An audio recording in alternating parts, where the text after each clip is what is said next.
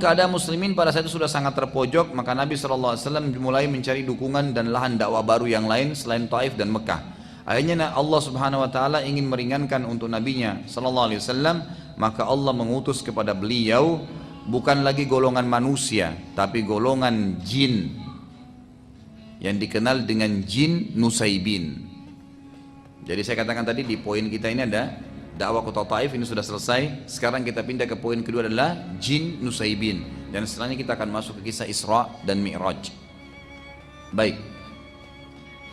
Suatu hari Nabi SAW merasa sedih sudah di Mekah, nggak bisa lagi berdakwah, nggak ada orang yang mau terima. Tinggal sahabat yang sudah masuk Islam saja itu yang difokus, yang lain sudah nolak. Yang budaknya, yang orang terkenalnya, semua sudah tidak ada yang mau. Suatu hari Nabi SAW keluar dari kota Mekah ingin beribadah, karena terganggu di Mekah nggak bisa, boleh keluar. Yang ditemani oleh seorang sahabat yang mulia dan bernama Abdullah bin Mas'ud radhiyallahu anhu, yang terkenal sahabat yang mulia. Berjalan dengan beliau SAW, lalu Nabi SAW pada saat tiba di suatu tempat, beliau SAW berkata kepada Ibnu Mas'ud, tunggulah di sini dan jangan berpindah, juga jangan datang kepadaku sampai aku memanggilmu. Lalu Nabi SAW membuat garis dengan tongkat beliau, suruh Abdullah bin Mas'ud jangan lewatin garis ini, tunggu di sini. Abdullah bin Mas'ud meriwayatkan dalam hadis Bukhari berkata, lalu Nabi SAW berjalan dan tidak seberapa jauh dari tempat itu, tempat beliau Ibnu Mas'ud lagi berdiri, beliau SAW tiba-tiba duduk sambil membaca Al-Quran dengan suara yang sangat keras. Pada saat itu terdapat beberapa jin dari wilayah Nusaibin. Nusaibin ini wilayah di Irak ya. Ada beberapa jin, dikatakan jin Nusaibin, sedang lewat dan sedang mencari tahu kejadian apa yang sedang terjadi di muka bumi, sampai-sampai mereka tidak bisa lagi mendengarkan langsung berita-berita dari langit. Jadi sebelum Nabi SAW diutus, itu jin dalam hadis Bukhari dikatakan saling susun-susun, 1, 2, 3 sampai ke langit. Ini Anda bisa bayangkan nih bagaimana jauhnya itu ya. Sekarang saja para ilmuwan dengan teknologi canggih mengatakan mustahil manusia bisa menjamah langit dengan tangannya, nggak mungkin. Jarak antara kita bumi saja ke Pluto itu 270 tahun. Makanya saya sering bahasakan tidak mungkin bisa dikirim ke sana astronot kena mati di tengah jalan. Jaraknya 270 tahun, itu baru satu matahari dengan kita tuh. Bagaimana dengan bintang-bintang yang lain yang sekian miliar tahun jaraknya dari bumi, semua masih pada di bawah langit pertama. Tapi jin-jin ini bisa bersusun-susun sampai ke langit pertama. Mereka bisa mendengarkan. Jadi ternyata dalam hadis ini dijelaskan Allah Azza wa Jal itu kalau ingin menjalankan titah, sebuah titah, Allah sampaikan kepada malaikat ya, malaikat di langit 7 sampaikan ke langit ke-6, langit ke-6 sampaikan ke langit ke-5, terus sampai ke langit pertama. Nanti malaikat di langit pertama ini yang memerintahkan atau menyampaikan kepada malaikat-malaikat yang bertugas di bumi, yang mengurus gunung, di mana turun hujan, siapa yang mau mati, siapa yang ini, disampaikan kepada malaikat-malaikat yang akan bertugas di bumi gitu kan. Nah, jin-jin ini naik ke atas untuk dengar informasi. Ini sana hujan besok, oh di sini ada mati fulan, oh ini akan terjadi gempa. Dia dengar semua informasi besok, kan gitu. Nah, nanti jin-jin ini akan bekerja sama dengan penyihir-penyihir dan penyamun. Menyampaikan nih, ini kami dapat informasi di sana hujan, nanti kamu sampaikan besok hujan di sana supaya pengikutnya percaya sama si dukun-dukun ini. Nanti akan kita bacakan dalam surat jin tentang kisah ini bagaimana bekerja samanya manusia dengan jin, dan sampai hari ini, sampai hari kiamat akan terjadi itu. Tetap akan ada bekerja sama, dan ini dilarang dalam Islam ya. Perlu Anda ketahui bahwasanya tidak boleh interaksi dengan jin dengan alasan apapun, gitu kan. Nabi SAW mengatakan dalam hadis Bukhari, pada saat beliau sedang selesai sholat, beliau mengatakan, tadi waktu saya sedang sholat ada jin, syaitan yang coba mengganggu saya.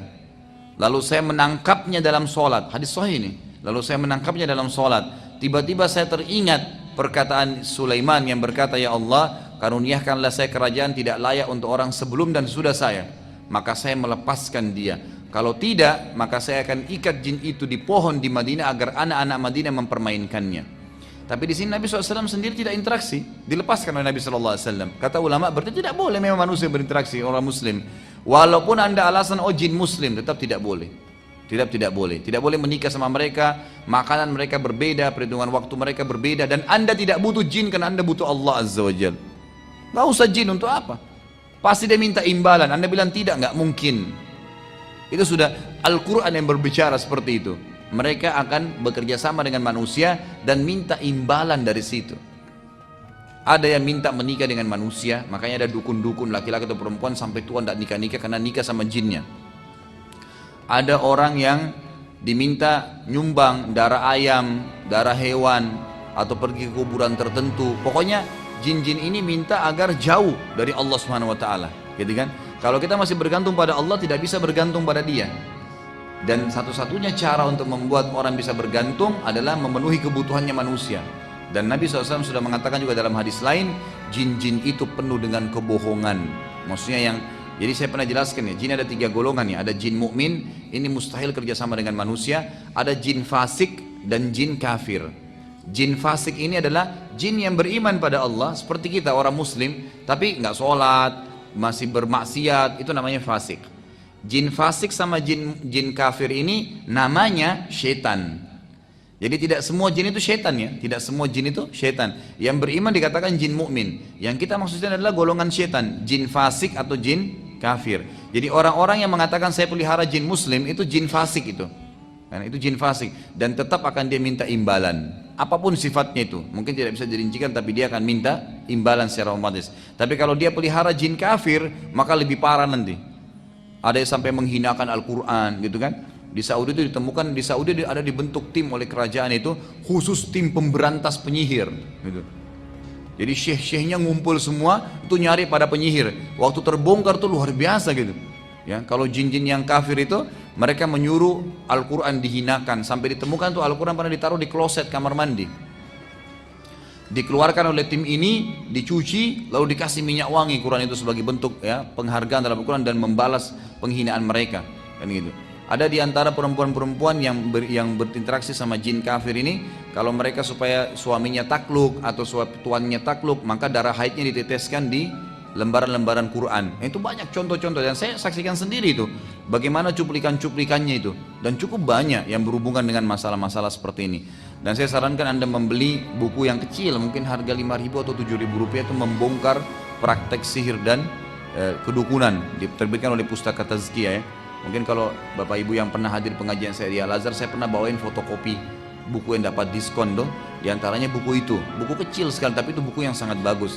Di dalamnya itu ada gambar-gambar, bentuk-bentuk sihir-sihir yang biasa dipakai oleh penyihir-penyihir dari bentuk benang, tali, apa saja, boneka, macam-macam gitu kan yang mereka lakukan. Intinya adalah kita kembali kepada kisah jin ya.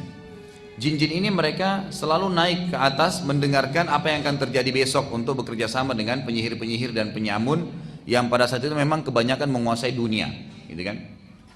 Allah ceritakan tentang kisah ini dalam surah Jin urutan 72 ayat 9. A'udzubillahi minasyaitonirrajim wa anna kunna naq'udu minha maq'ida lis-sam' faman yastami'il ana yajid lahu shihabar rasada. Dan sesungguhnya dahulu kami dapat menduduki beberapa tempat di langit untuk mendengarkan berita-berita. Tetapi sekarang berita maksudnya apa yang terjadi besok, gitu kan? Tetapi sekarang barang siapa yang mencoba mendengarkannya, tentu akan menjumpai panah api yang mengintai atau membakarnya. Dikatakan dalam hadis Bukhari yang lain bahwasanya Nabi SAW bersabda, jin-jin dulu mereka susun untuk mendengar berita dari langit. Setelah aku diutus, kata Nabi SAW, maka jin-jin langit itu dijaga oleh malaikat-malaikat, dijaga oleh malaikat-malaikat. Yang malaikat-malaikat ini memegang bintang-bintang yang dipakai untuk memanah jin-jin itu. Makanya kan fungsi bintang itu kan ada 3 ya, untuk rujuman lisyayatin, memanah setan-setan yang datang mendengarkan berita. Kemudian dalam ayat yang lain di surah Al-Mulk dijelaskan itu zina, perhiasan. Inna zayyana as-samaa'a ad-dunya, gitu kan, bi zinatil khawaqib, dan kami hiasi muka bumi, langit bumi ini dengan bintang-bintang ya, wa hifdhan min kulli syaitanin, dan untuk menjaga juga dari syaitan-syaitan yang datang, gitu kan. Kemudian fungsi yang ketiga adalah menjadi petunjuk bagi orang di lautan, di mana-mana itu fungsi bintang-bintang, fungsi bintang-bintang itu yang dijelaskan oleh Allah Subhanahu wa taala. Baik. Saat Nabi SAW ya sedang membaca Al-Quran tadi, ternyata jin-jin dari Nusaybin ini kan lagi keliling di muka bumi. Mereka sempat bilang dari lanjutan hadis Bukhari tadi, lalu jin-jin ini berkata, pasti ada penyebabnya. Kenapa langit sekarang dijaga? Dulu sebelum Nabi Muhammad SAW itu tidak ada.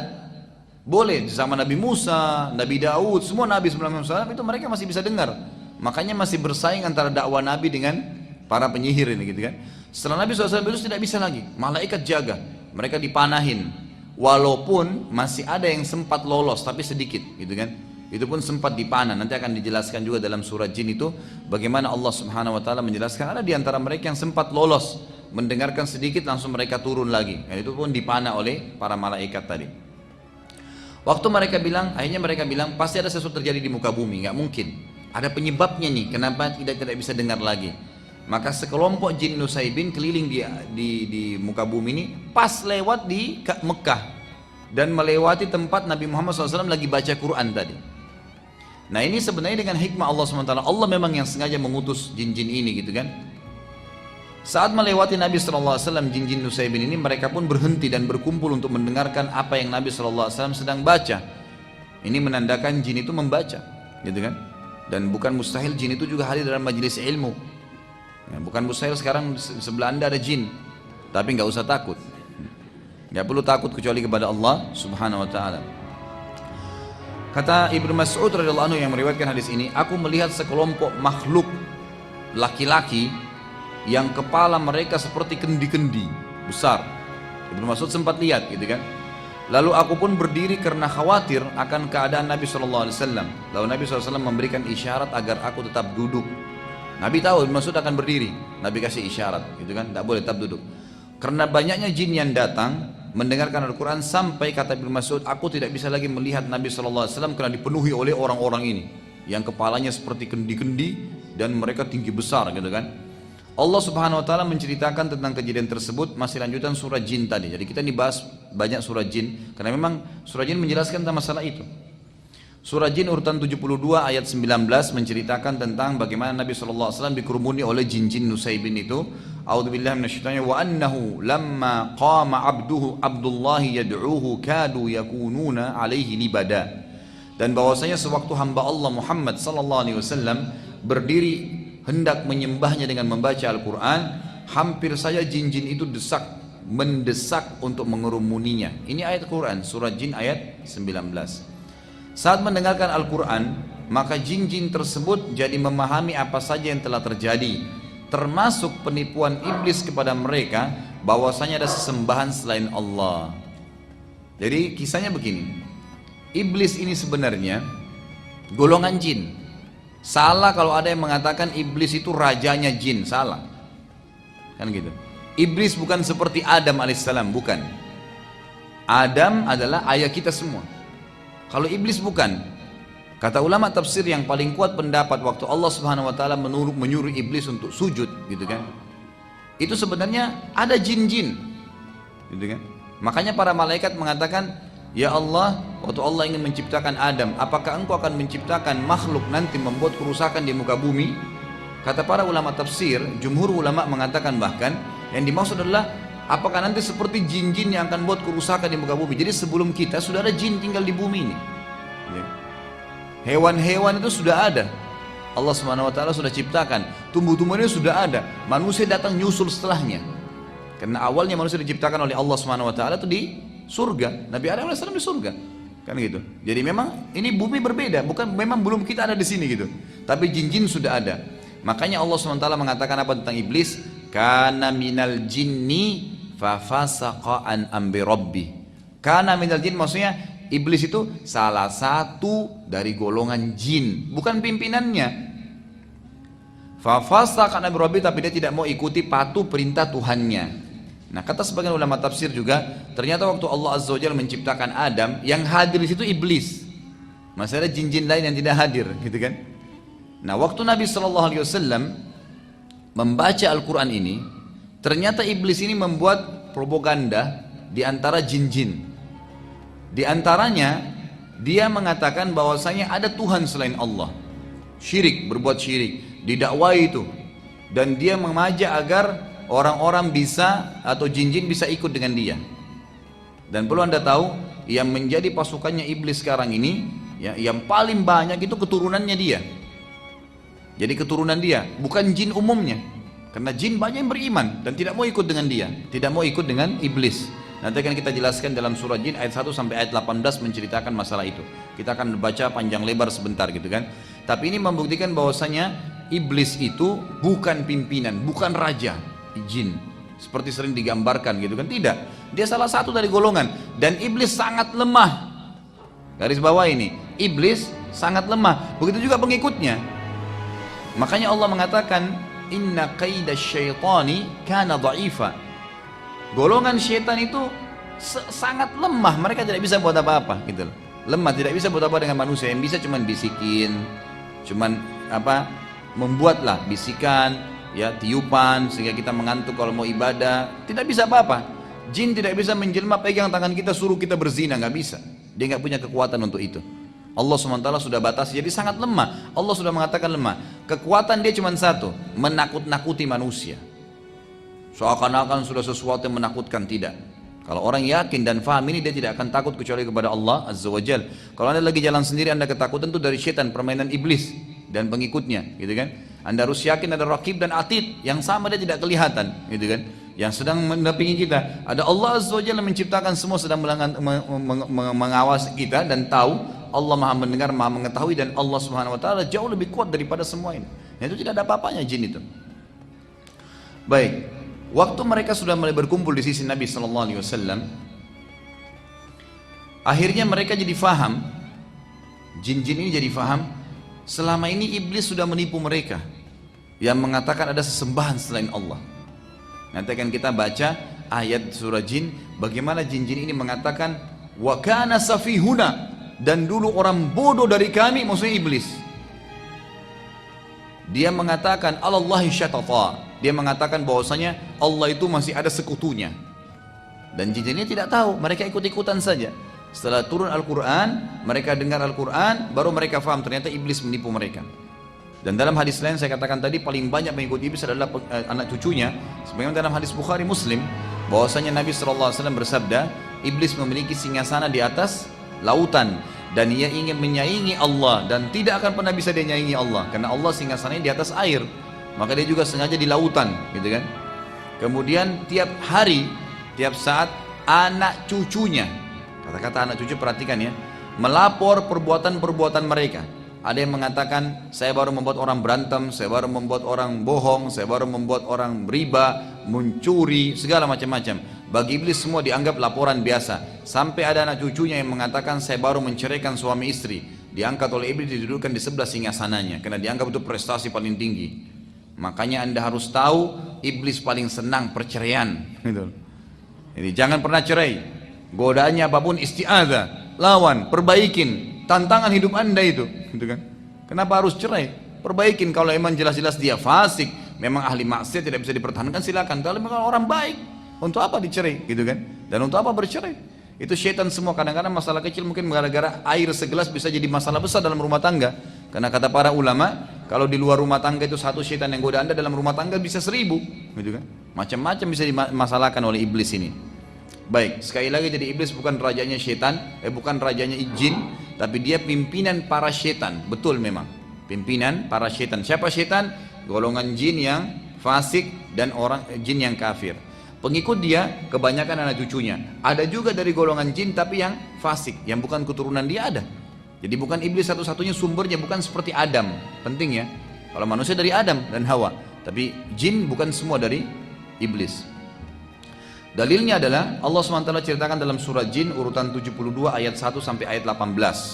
Teruskan sebelum saya baca ayatnya, dulu waktu saya masih SD, saya masih ingat tuh teman-teman saya di kelas pernah bilang, waktu masih di Makassar dulu, sempat ada yang bilang, kalau baca surah Jin itu, nanti jinnya hadir, gitu kan. Saya masih ingat tuh, gitu kan. Setelah saya pelajari di Madinah ini dari mana ini, di Karang-Karang, gitu kan. Tidak ada urusannya, tidak ada hubungannya dengan, berarti kalau dianggap di Indonesia itu ada pemahaman gitu, dengan baca surah Jin bisa panggil jin. Siapa yang bilang? Kebetulan namanya surah Jin, karena menceritakan tentang jin-jin yang mendengarkan dakwah Nabi SAW. Tidak ada hubungannya. Jin biar tidak baca ini tetap ada di sebelah anda, gitu kan? Dia hidup berkisar kita sama, seperti udara yang anda hirup, seperti buah yang anda makan, mereka juga ada hidup tapi berbeda, kan gitu. makanannya beda, alamnya berbeda, postur tubuhnya berbeda, beda memang alam lain, memang berbeda, nggak boleh diikut-ikutin. Kata Nabi, kata Allah Subhanahu wa taala, "A'udzu minasyaitonir rajim, qul uhiya ilayya annahu istama'a nafarun minal jinni faqalu inna sami'na qur'anan 'ajaba yahdi ila ar-rusydi fa amanna bihi wa lan nusyrika bi rabbina ahada wa annahu ta'ala jaddu rabbina mattakhadha sahibatan wala walada wa annahu kana yaqulu safihuna 'ala Allahi syatata wa anna dhananna an lan taqula al-insu wal jinnu 'ala Allahi kadhiba wa annahu kana rijalun minal insi ya'udhuna bi rijalin minal jinni fazaduhum rahaqa wa annahum dhannu kama dhanantum an lan yab'atha Allahu ahada wa anna lamasna as-samaa'a fawajadnaha muli'at harasan shadidan wa shuhuba wa anna kunna naq'udu minha maqa'ida lis-sam' فمن يستمع الآن يجد له شهابا رصدا وأنا لا ندري أشر أريد بمن في الأرض أم أراد بهم ربهم رشدا وأن منا الصالحون ومنا دون ذلك كنا طرائق كددا وأنا ظننا أن لن نعجز الله في الأرض ولن نعجزه هربا وأنا لما سمعنا الهدى آمنا به ومن يؤمن بربه فلا يخاف بخسا ولا رهقا وأنا منا المسلمون ومنا القاسطون فمن أسلم فأولئك تحروا رشدا وأما القاسطون فكانوا لجهنم حطبا وأن لو استقاموا على الطريقة لأسقيناهم ماء غدقا لنفتنهم فيه ومن يعرض عن ذكر ربه يسلكه عذابا صعدا وأن المساجد لله فلا تدعوا مع الله أحدا.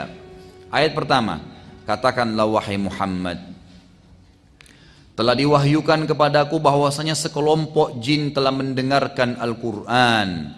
Lalu mereka berkata, sesungguhnya kami telah mendengarkan Al-Quran yang menakjubkan. Jin kagum sama Al-Quran. Anda nggak perlu jimat-jimat.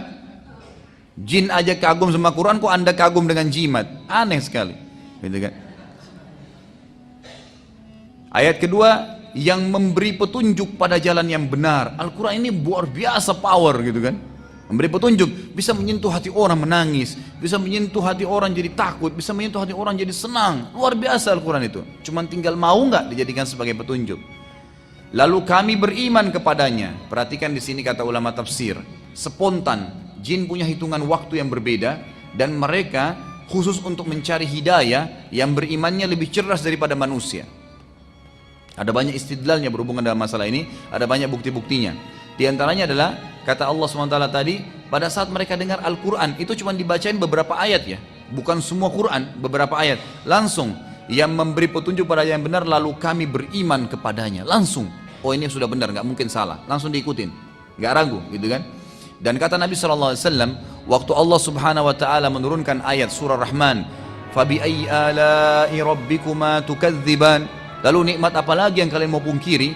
Maka kata Nabi SAW, golongan dari jin langsung berkata, tidak ada lagi ya Allah yang kami bisa bantah.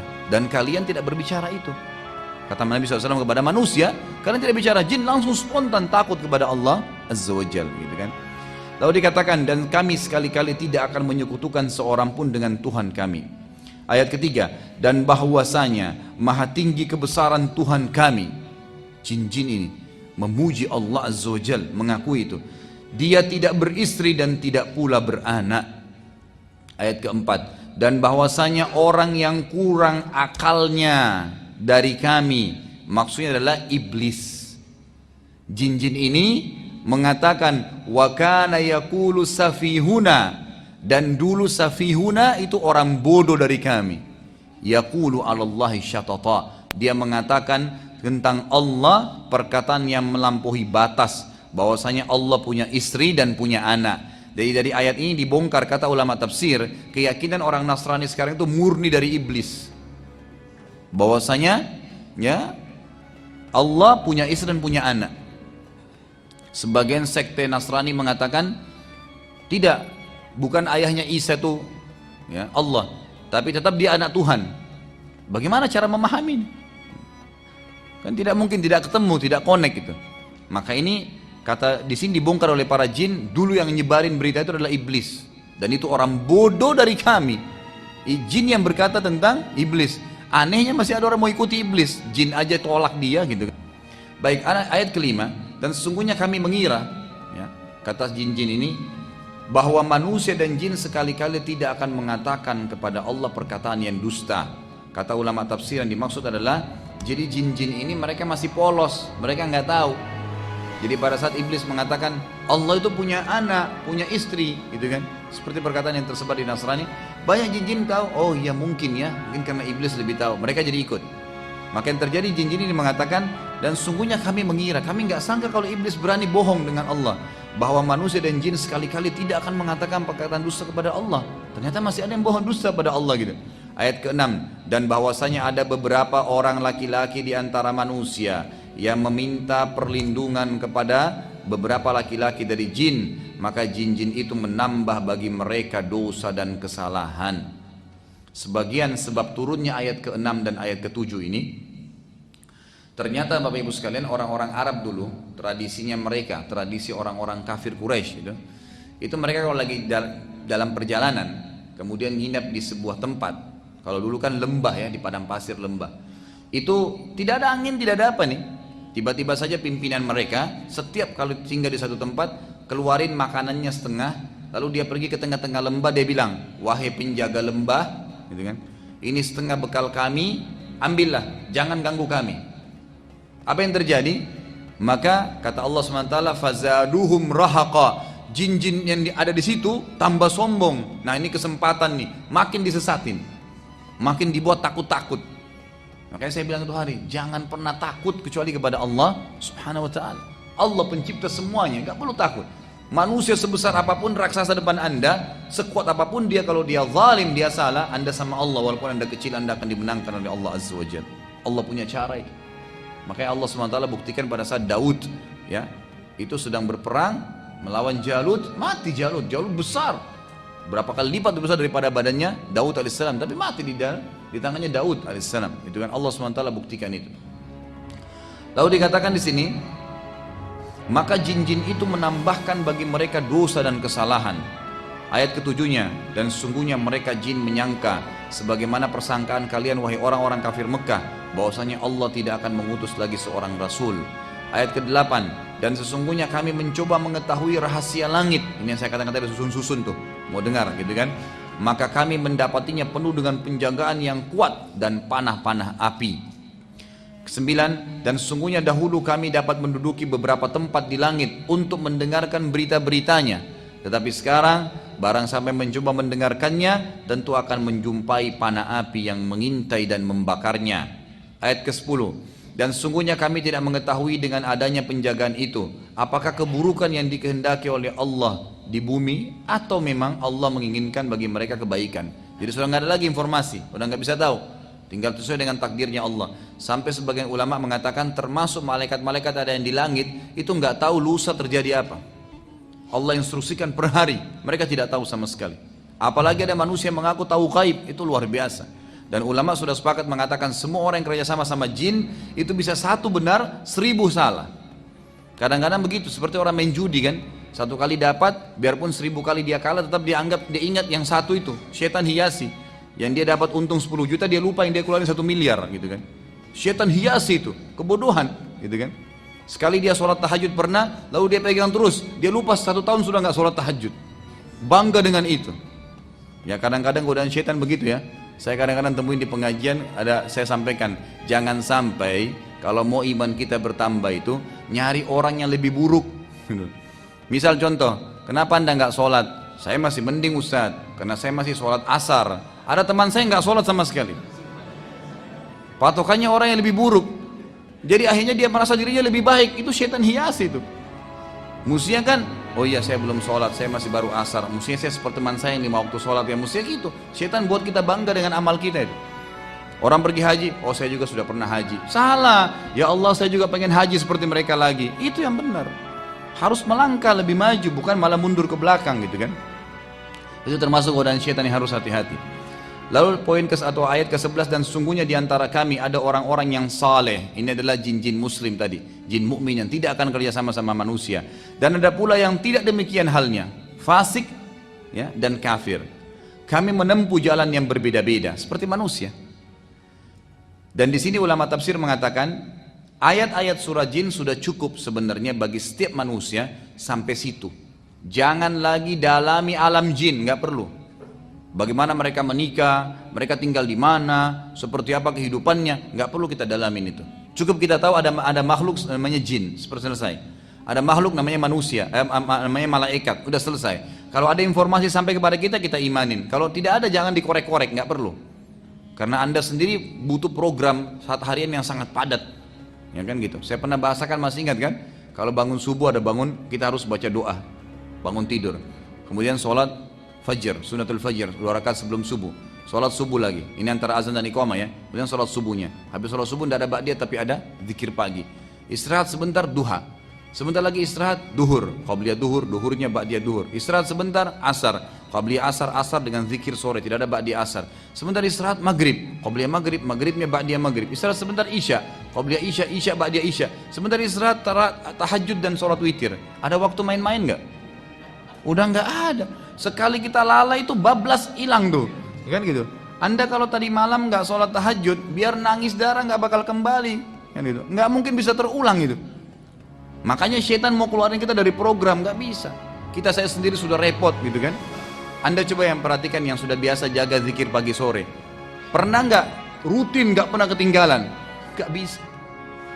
Kita masih kadang-kadang lewat kebablasan. Setan bisikin tuh sebentar di jalanan bisa, sebentar di sini bisa, supaya kita lalai, gitu kan? Tinggalin. Apalagi yang tidak pernah zikir sama sekali. Itu bagaimana caranya? Program Anda sudah padat dari Allah. Jangan sibukkan diri lagi dengan alam jin dan alam-alam yang lain, gitu kan? Udah selesai. Kita akan dihisab oleh Allah.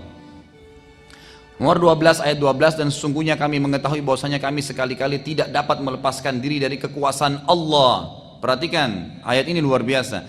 Para jin berkata, dan sesungguhnya kami mengetahui bahwasanya kami sekali-kali tidak akan dapat melepaskan diri dari kekuasaan Allah di bumi, di muka bumi, dan kami tidak bisa lari darinya.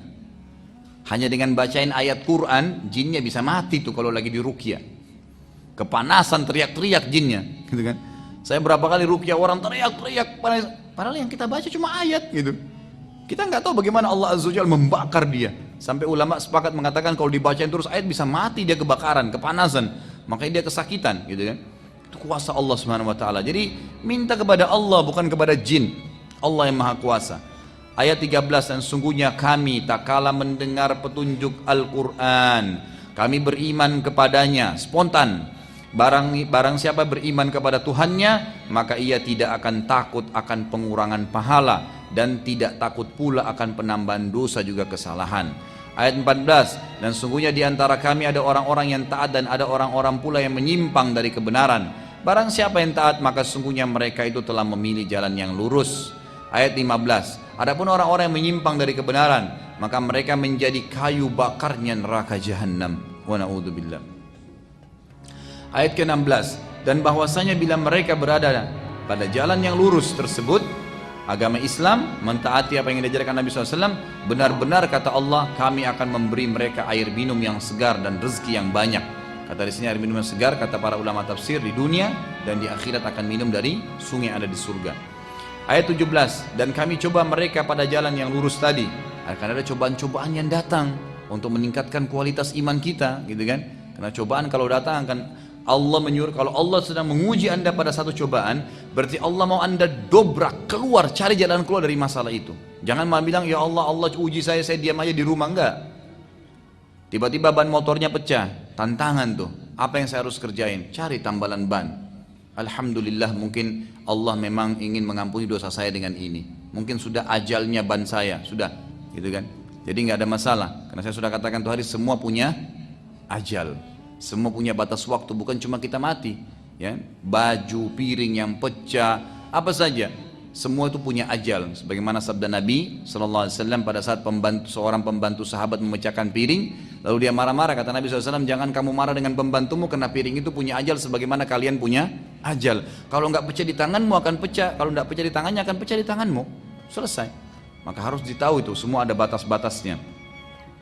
Kemudian ayat 17-nya, dan kami coba mereka pada jalan yang lurus tadi, akan diuji oleh Allah SWT. Dan barang siapa yang berpaling dari Tuhannya pada saat cobaan sedang datang, malah dia tidak kembali kepada Allah SWT, niscaya akan kami masukkan ke dalam azab yang berat. Karena sungguhnya cobaan itu untuk membuat kita lebih dekat kepada Allah SWT. Ayat ke-18 yang terakhir, dan sungguhnya masjid-masjid itu kepunyaan Allah, maka janganlah kalian menyembah selain Allah di dalamnya. Nggak boleh ada kuburan, nggak boleh ada macam-macam. Setelah kejadian tersebut, maka jin beriman. Jin dari Nusaybin spontan beriman pada Nabi SAW. Dan anehnya yang terjadi, perhatikannya, ini langkah yang luar biasa dari para jin, kadang-kadang mendahului manusia dari poin ini. Mereka pulang lalu mendakwai kaumnya, langsung menjadi dai, dakwai apa yang mereka sudah dapatkan. Dan Allah SWT menceritakan itu dalam surah Al-Ahqaq, urutan 46 ayat 29 sampai ayat 31. Al-Ahqaq 46 urutannya ayat 29 sampai ayat 31. A'udzu billahi minasyaitonir rajim. Wa idz sarafna ilaika nafaran minal jinni yastami'una al-Qur'ana falamma hadaruhu qalu ansitu. Falamma qudiya wallaw ila qaumihim munzirin. Qalu ya qaumana inna sami'na kitaban unzila min ba'di Musa musaddiqan lima baina yadayhi yahdi ilal haqq ilal haqqi wa ila tariqin mustaqim ya qaumana ajibu da'i Allah wa aminu bihi yaghfir lakum min dhunubikum wa yujirkum min adzabin alim. Ini salah satu ayat yang dibaca kalau sedang ruqyah. Ini salah satu ayat-ayat ruqyah yang dibaca untuk mengusir jin atau sihir. Ayat ini kata Allah SWT dalam Al-Ahqaq ya, ayat 29, dan ingatlah ketika kami hadapkan serombongan jin kepadamu wahai Muhammad yang mendengarkan Al-Quran. Allah lah yang membuat mereka datang. Dan tak kala mereka menghadiri pembacaan Al-Quran itu, mereka berkata, dengarlah dengan penuh perhatian. Semua disuruh dengar, mereka sepakat itu. Setelah mendengar bacaan Muhai Muhammad, mereka pun kembali ke kaumnya untuk memberikan peringatan. Langsung berdakwah, menyampaikan itu. Ayat ke-30 mereka berkata, hai kaum kami, sesungguhnya kami telah mendengarkan kitab Al-Quran yang diturunkan setelah Musa, yang membenarkan kitab-kitab sebelumnya dan menuntun ke kebenaran dan jalan yang lurus. Ayat 31, hai kaum kami, terimalah seruhan orang yang menyeru kepada Allah dan berimanlah kepadanya. Seruhan siapa? Nabi Muhammad sallallahu alaihi wasallam.